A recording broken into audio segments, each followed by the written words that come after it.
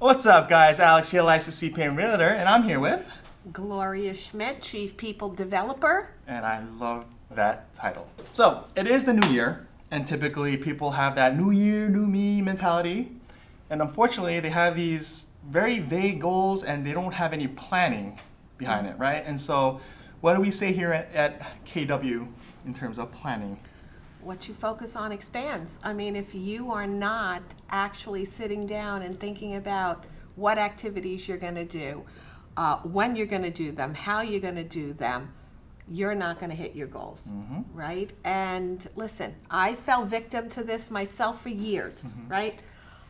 It's only January. I have 12 months left to hit those goals, right? No. If you start off the year not hitting your goals, you fall a month behind, chances are you're going to constantly be trying to, chase that lost opportunity. Absolutely. And I think there's that little bit, right? And there's that procrastination portion of it. And, when you're in school, that might be a thing, right? But when you're your business, there's no forgiveness there, right? The market doesn't care. And so, look, if you waited that month, 2 months, it's still winter, the weather's still cold, let me wait till April to start calling. You're going to feel it in your numbers. Exactly. And I say this to my kids too. I say it to every agent I've ever coached. Your goals have to be SMART, right? They call it SMART goals for a reason. They have to be specific. They have to be measurable. They have to be attainable. Right. I mean, it's one thing to reach for the stars, but they have to be somewhat attainable. Right. They have to be relevant or relatable to you. And of course, they've got to be time bound. You've got to put some sort of limit to it. Right. So this year when I set my goals, because, once again, I have a goal to lose some weight, instead of saying, I'm going to lose weight and I'm going to go to the gym, right? You have to change your mentality and you have to say, I'm going to lose 4 pounds a month. I'm going to go to the gym 3 days a week for 2 hours a day. I mean, it's got to be so specific that, okay, I have an action plan. These are the 3 days I'm doing it. These are the 2 hours I'm going to be doing it.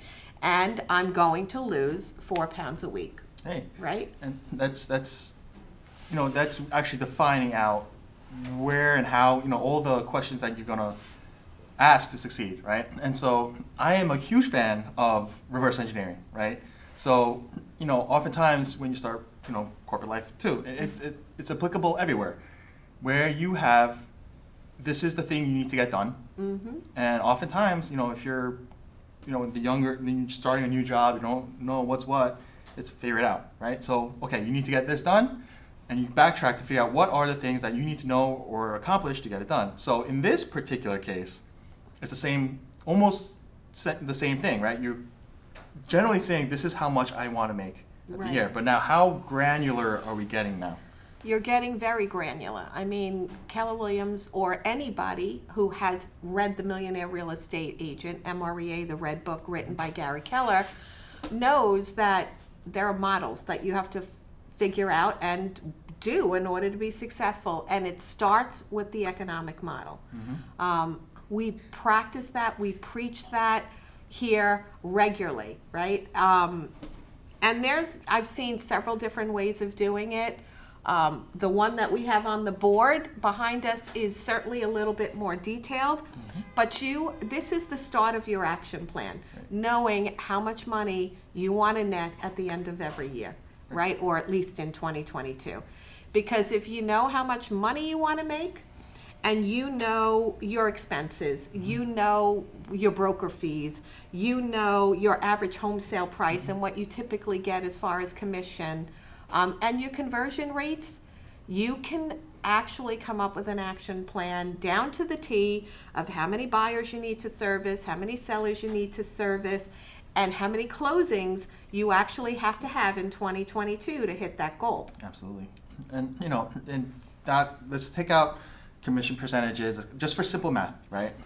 I think a lot of new agents jump into this with okay, let's just assume I make $10,000 a transaction, right? Okay, so I want to make $200,000, so I need 20 transactions. Cool. All right, I think I'm good, right? Wrong. Exactly. Wrong. Thank you. And why is that? Why is that wrong?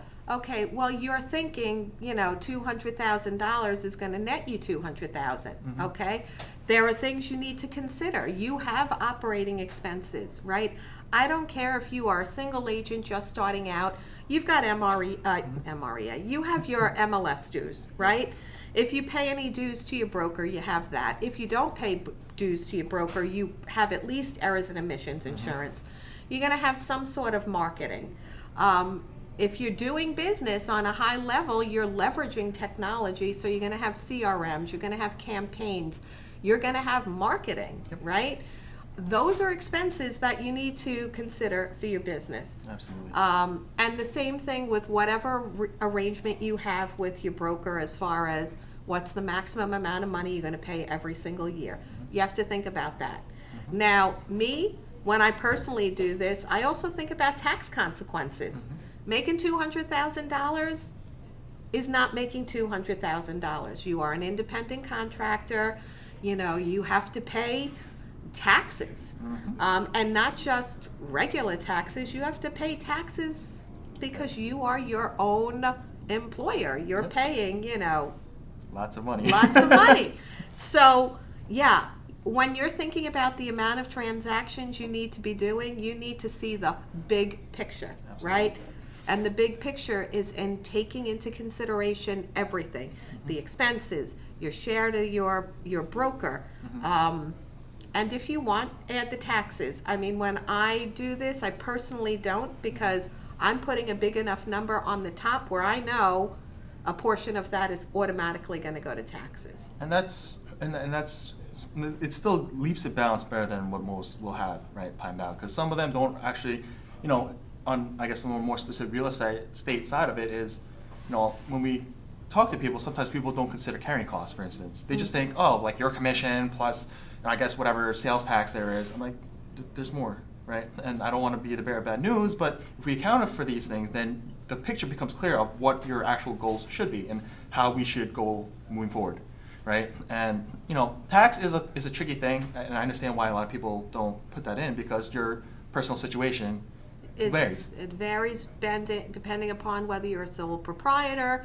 whether you're an LLC, whether you're an S Corp. It also depends on, if you're at the stage in your life where you're paying yourself a salary, that's going to be significantly different than the typical independent contractor who's not thinking in terms of, oh, I have to pay FICA as the employee and the employer. So, there's lots of different things you need to be thinking about, and also your expenses come into play. Absolutely. I mean, the more you write off, the less taxable income you have. Absolutely. And so, I mean, if you're okay with this, let's just run through some practice numbers, if you're okay. I'm okay with Okay, it. So, let's say I want to make $200,000. Like you know what? I just want to know, these are my expenses, whatever. I know that at the end of the year, I want 200 grand. Okay. So if you were to kind of practice through these steps with me. All right, so the first thing you want to think about is your cost of sales, right? So when I say cost of sales, there's 3 different categories of cost of sales. There is the percentage you pay your broker. There is, if you are with a franchise, if you pay royalties or marketing fees or transaction fees, whatever you want to call it. And then there's referral fees, right? Let's say you're a typical solo agent. At Keller Williams, your cap is $26,000 if you're a solo agent, and your franchise fees is never going to exceed $3,000, right? So that's $29,000. If you're a team, that's $13,000 and $3,000, so it's $16,000. So let's put in $29,000 for the cost of sales. Nice. Then you have to think about your operating expenses. Now this number here is going to be unique to every different person. We can guide you as to what the MREA model is as far as percentages that you should stay in a line with. The more money you make, that number should never exceed more than 30%. If you're in the category like this, it should be significantly less, right? So think about I did it again, your MLS fees. Think about marketing fees. Think about your car expense, because that is a business expense. Think about your cell phone. Think about marketing. If you pay for things like Canva, or you pay for some sort of a CRM, think about all of those expenses. So for this particular exercise, I wanted to make the numbers nice and simple. I did 21,000. Hey, nice clean number. Nice clean number. And why did I do that? 29 and 21 is 50, right? Love it. So to make that 200 grand, you would have to literally gross 250,000 to net 200,000. Oh, why? Right? Right? But I think this is the other side of this, right? So as you add in these expenditures and stuff like that, some people will be like, I just can't do this. Are you kidding me? For 200 grand, I have to make 250? Or sometimes that number will be high, right? Depending upon you. I mean, if you are paying for leads from a Zillow or an OpCity or whoever, stop, first of all. And second, that is the cost of doing business as well. Those have to be included in there as well, right? So 250,000. Now, the next thing we want to think about is what percentage of business is attributed to sellers and buyers.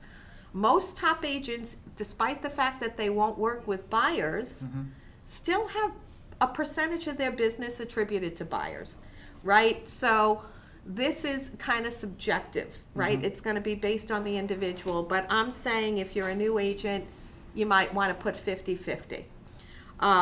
So you want to make 250,000 gross, 125 on each side, right? Next thing you want to think about is what your average sale price is and what your average commission is. So we know the typical person here is probably getting anywhere from 10 to 15,000 if you are on the buyer side, and it's probably more if you're on the seller side, because even taking into consideration co-ops, our average price point is between $675,000 and $700,000 in this office, right? And why do we talk about those things? Because that's going to tell you how much volume you need to close. And so the scenario I assumed 2.5% on the listing side, and this is low, right? Please aim for the sky, please, okay? I assume 2.5% on the listing side, 1.5% on the buy side, which is what I'm seeing right now. Means you'd have to do about $5 million worth of volume with sellers, and you'd have to do a little over $8 million in volume with buyers, right? 13.5 million. Right. Okay? And then let's break that down. So if you know your average sale price, I use $675, Which is fair. which is very fair. You're talking about having to sell 8 homes and work with 13 buyers. Hey, I like it. Right? 21 transactions a year is going to net you $200,000, gross you $250,000. If your price point is higher, that number is going to come down. Right. And folks, before you start panicking, this is basic algebra, right? So I know some people really hate the math, but thankfully we have a tool, right? You can plug and play. But if you want to do this by hand for whatever reason, it's just basic algebra, right? We're taking your answer and just backtracking out the variables, right? So now we know how many closings we have to have. Well, do you think that means we have to go on the same amount of appointments, or we have to call the same amount of people to hit those 21? I mean, I think it would depend on person, no? I'm going to say I don't know anybody who has 100% conversion rates. That is true. I mean, if you do find them, then let me know. Cause yeah, exactly. It's rare. I smell some dookie somewhere. It is rare, right?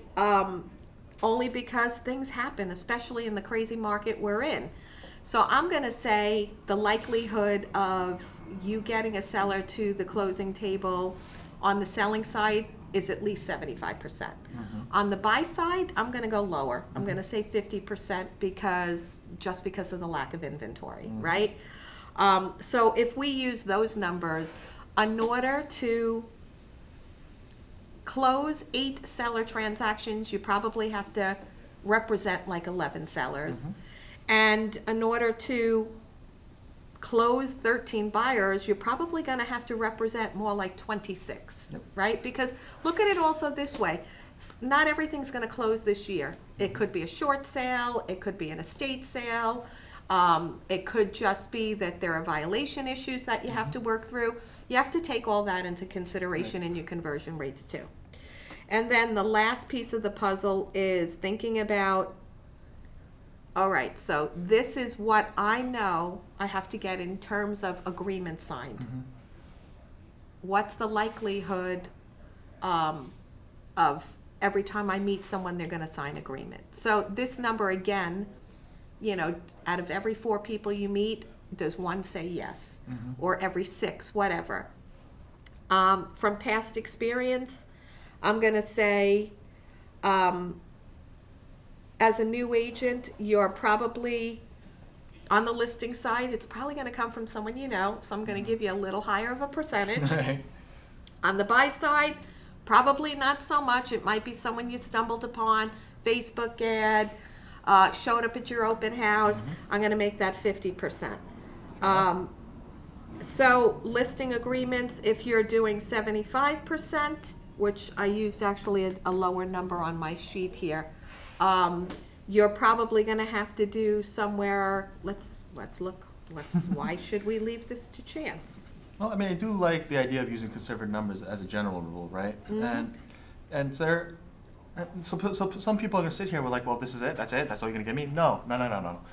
This is a basic foundation. It is the foundation. Right? And it's and you could have a very wide range of other litmus tests based on how you actually are performing. So if you're saying that I'm a new agent, and I don't think, some agents, I akin this to how a lot of dudes like to assess their own fighting style, like skills, and you think they're like the best scrapper in the world. Meanwhile, maybe not, right? So instead of saying, oh yeah, I know I'm going to close 80%, it's not going to happen. Right. So let's look at the variety of numbers, okay? So if you think that 75% of the time you're going to win over that seller, that 11 becomes 14. If you say 50% of the time I'm going to win over that seller, that 11 becomes 22. If you say 25% of the time I'm going to win over that seller, then that 11 becomes 44. Right? So knowing your numbers, so worst case scenario, let's say 25% of the time you're successful and you go on a presentation and they sign. You need 44 appointments there. Buyer consultations are much more, I want to say, lax, because if you have the ways and the means of showing them properties and you listen to their needs, you're going to have more success. So even if we said that 50% of the time, you're going to change that to 52. You're talking about 96 appointments a year. You don't want to work 52 weeks, at least I don't, right? You want to take at least a couple of weeks off. So if you're assuming you're working 50 weeks a year, that's 2 appointments a week. And look, it's, when you put it into that framing, like, oh, two, I mean, for the new agents who don't know, like 2, I can knock this out of the park. However, stay with me, right? You have this now structure. You have everything built out in terms of, okay, this should be my benchmark. Now, if things change, for me, this becomes a diagnostic tool, right? So if this is supposed to be the average, you're not, right? If you kill it, awesome, right? But if you notice that there are certain steps in there where that deviation is a little more than you think the average should be, oh, well, now you know what to work on, and you also know what you're killing it at, right? And so for me, it's one of those things where, oh, like I sit on the phone for 3 hours, all right, but are you hitting metrics? If not, why, right? Well, we know if you are making 1,000 calls and you're not getting a single bite or a single referral, at least growing your database and growing your pipeline, then you know what? You need a little bit of practice, and you need to have a script and role-playing partner. I'm not a script person. I don't like, me personally, my script has always been hello. But you need help, because you're either saying something that's not showing value to the person on the other line, or you're you're just not comfortable in your presentation, right? Right. So you definitely will need support in that. If you are calling and you are getting leads and you are getting appointments, yet they're not signing on the dotted line, we joke around, yep, sign here, right? Well, then your presentation skills, you need a little bit of help with your presentation skills. Maybe you don't have a value proposition. Maybe you need to think about what your value proposition is. Maybe you need a mentor to help you with all of those. But again, diagnostics, right? Figuring out where you need a little bit of improvement and doing it. I'm working on something internally for our mentorship program. And I was thinking about what the value of a mentor provides. First and foremost, they have failed long before you have. So, yes, I do believe in failing forward. Actually, it says it in my book here, right? Fail often, fail fast, fail forward, right? They've already failed. So why wouldn't you want to go and ask somebody who's already failed how they stopped failing? Right. Learn from their lessons. And this for me, they're like, well, because I need to experience it for myself. Okay, that's okay, fine, right? There's a Buddhist aspect of like you need to find your own truth, fine, right? But sometimes I'm like, look, if you are eating food as a group and one of your friends eats something and they're like, this is disgusting, are you gonna go eat that too? I'm like, look, you might. You're like, how disgusting is this thing? But don't be upset when you take the bite of that thing and it's disgusting. right? Yes. Like, there's a big surprise there, right? So for me, it's just it's easier, and there is a lot of time saved when you learn from their mistakes. And look, hey, you want to make that knucklehead a mistake, and I'm known for doing it as well, right? But don't be upset. I'm like, oh, I can't believe this didn't work. No, we told you it wasn't going to work, and the likelihood was very low. So if it doesn't work, then the world is a thing, right? So I think it's very helpful that people find this as their this is my North Star, right? And even if you think you're killing it, right? This is there's truth in numbers, right? And it's easy for me to say, oh, I called 1 million people. No. How many people did you actually call? How many people have you actually sat down with? How many people have you actually gone face to face, signed a contract? You can't just say, oh, I think it's about, no, this is your business. This isn't just some game that you're playing with your friends on the weekend. This is your business. This is, in a lot of cases, people's livelihoods. So if you're going to take that lax approach, I feel like you're leaving a lot of success on the table. Yeah. And it's unfortunate, right? And so some people, and I put myself in that bucket, in the early onset. I'm like, so you want me to track more metrics? Oh, come on, man. Why? And then you see why.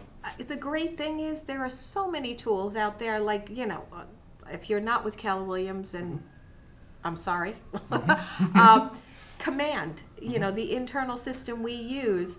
If you were to just go in every day and put in the calls you made and the amount of appointments you had from those calls, it will actually track the metrics for you. Yep. You don't even have to do that. And there is an internal goal settings very similar to this within Command. It will track your goals, it will track your actuals, and it'll track your conversion rates for you, and it will help you get better, right? So whether you're using Command or you're using any other kind of system, you need to do this to track it. Right. But this is step one, having an economic model. And then, of course, this is what's going to actually help you set that one big goal for the year. So the one big goal here was to gross $250,000, which means for this particular sample, closing 21 transactions, right? Yep. That is what we call the start of your GPS, right? Your one big goal, that's the G. And then coming up with 3 priorities, or three ways you're going to achieve that goal, and then strategizing. The 5 comes in with 5 different strategies for hitting that goal. So first goal for everybody, first priority for everyone should be engaging with people they already know. Right. Your sphere of influence, right? Another strategy, some people are fans of it, others aren't. I'm a big fan of it, social media marketing. That could be a strategy. Open houses could be a strategy. Circle prospecting around existing listings could be a strategy. Working B2B, business to business for referrals could be a strategy. You have to think about the 3 priorities you're going to focus on. Right. And I think that's where a lot of people get lost in the weeds, right?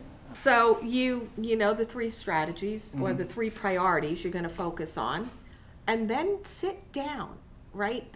We talked about this, I think, last time. Do what you like to do, right, and focus on those strategies. So you're the people in your world, right? Right. Put them on campaigns so that you are leveraging technology to provide them with value. Right. Whether it's letting them know what's going on in the market, whether it's letting them know about the interest rates, whether it's telling them what recently sold and for what in their neighborhood, right? Putting them on some sort of campaigns. And then it's not always about work. You've got your holidays, your birthdays, your anniversaries, whatever, but putting them on campaigns. Strategy number 1. Strategy number 2, pick up the damn phone, right? We are in a relationship business. Call people. Strategy number 2. Strategy number 3, when you tell people you appreciate them, they appreciate you more and want to support you more. Yep. So you don't have to spend a lot of money to host an event celebrating the people who referred you business. Absolutely. Strategy number 3. Strategy number 4, you can add new people to your database. Call people and ask them to give you 5 people that you can add to your database that day. Realistically, you would like to add 20 people every single week into your database, right? But you've got to come up with these strategies. Right. And, there's always going to be, and look, let me make this clear. From a mindset perspective, there is the, I don't know how, right? And I just don't know where to go. And I don't know how am I supposed to do that defeated, right? If you're the latter, my honest tendency is, look, I'm going to try my best to guide you to the light. However, if you refuse to say, you know what, this has worked for people, okay, so could you show me the way and I will try my best? If that's not there, for me, you're not coachable. And in that respect, unfortunately, it's a very simplistic view, but you want to be there, right? You told yourself, your self-narrative is such that you just don't want to win, right? And it seems odd, right? Because how dare you say that? I'm telling you that there are things that have worked time and time again, right? And granted, there's no 100% thing, otherwise we'd have a billion freaking billionaire real estate agents, right? But we're saying that there's a high propensity for these things to work. And if you're saying that this isn't going to work for me, I want to know that reason, right? And if your rationale is in a sense nonsense, I'm sorry. Either A, find another thing that will work, or just accept that you don't want to do this, right? This isn't for you, right? And it doesn't make you a bad person, right? And I think a lot of people take that perspective. It's just maybe just this isn't for you, right? But I encourage, and I'm getting myself to that point where I need to take those other steps of look, I get it. So there are certain masterminds and they cost money, right? But that is a value add. For me, worst comes to worst, I have other agents here. You've been more than gracious to field any questions that I've had. Look, if this isn't working, Gloria, I'm hitting this rut. What can I do? Well, there's this person here, there's this class here, there's these courses, and it's not costing you a dime, right? We have this class, either it's in our archives or we're having one come up. Or if you have a whole plethora of things, look, it just so happens we have a mastermind course coming up, and look, if finances are a thing, we could work something out, right? There are always methods to get things done. Never let money be the one thing that stops you from growing. Absolutely. Right? There's always ways to get around it. But we said we were going to talk about how new year, new beginnings. Well, yeah, if you haven't done these things, you're already behind, right? We start goal setting in October, right? We start goal setting in October, where by this time we already know what we need to be doing every day. So if you haven't done these things, take the time, sit down, do your economic model, figure out how much it is you want to make, how many expenses. And this is another thing. I guarantee you, if you've been doing this a year, 2 years, you have probably no clue how much money you're spending on your business. Mm-hmm. It isn't until you actually sit down and do all of these activities that realistically you're going to know what your operating expenses are. And that in itself is going to help you. Absolutely. That in itself is going to help you. So do your economic model, sit down, come up with smart goals, make them specific, make them measurable, make them attainable, make sure that they're relatable and relevant to your business and that you have made them timely, right? Absolutely. And then come up with an action plan, your GPS, your goals, your priorities, your strategies. Mm-hmm. And look, it's going to be hard. It's going to be scary. It's going to be a lot of uncomfortable things. However, there's that little bit of most of the things that you want in life involve overcoming something very uncomfortable, right? And so I used to have a little placard that used to say, "Get comfortable being uncomfortable," right? And it's hard. I get it. It's simple, definitely not easy. And I know this is going to be a topic that we're going to beat to death, right? And I'm definitely expecting to, and I'm actually happy to. So we will save the more nitty gritty for another time. I'm sure there'll be other topics. But is there anything else? If you were to tell a new agent who's scared witless of where, like, they're just starting and they're like, I don't know how the hell I'm going to pull this off. Is there any other little tidbits of wisdom you would like to give? I'm going to give you 3 little tidbits, right? The first one is just do the activities, right? Mm-hmm. If you're not doing the activities, you got no one to blame but yourself, right? So focus on appointments, make those calls, focus on getting appointments, and get better at your conversion rates. So, do the activities. Use tools that are going to help you leverage your time, right? And for us, that is having a database with drip campaigns, having marketing strategies that you plan in advance. Everyone says, how do you get everything done in a day? Well, I pre-plan out my social media posts a week in advance, and it's auto post for me, right? So, kind of employ whatever tools you have in your arsenal that's going to help you get some time back by leveraging technology. And then the last thing I'm going to say is please get an accountability partner. That could be someone you're role playing with. That could be someone that you're holding accountable. Every night, my husband asked me how my day was. And I want to say most husbands, wives, parents ask their families how was your day was. My husband don't want to hear, oh, it was great. He wants to hear how many people I met with, if I changed someone's life that year, because he knows that our success is tied into each other, right? And we have goals like everybody else. Absolutely. Can't achieve those goals if I'm not being accountable to my goals. Absolutely. So my husband has been my accountability partner for 35 years, Well done. 10 with Keller. But get yourself an accountability partner and make it somebody that if you let down, it hurts. Yeah. I think that's the key. I think that really is key. So, if people want to come find you or reach out, where can they find you? Cell phone 631-926-2253. Email gschmidt, that's G as in Gloria, SCHMITT @kw.com. Or go to my website, queensrealestatecoach.kw.com. And as always, I am super grateful for you taking the time out to sit with me. Thank you. He knows he's loved and appreciated. I am loved and appreciated, which is why I will stay here. But with that said, so grateful for having you guys here, and I will catch you guys on the next one. Be purposeful this year, set goals, make great things happen. Right. Happy, healthy, blessed 2022. Yes, sir.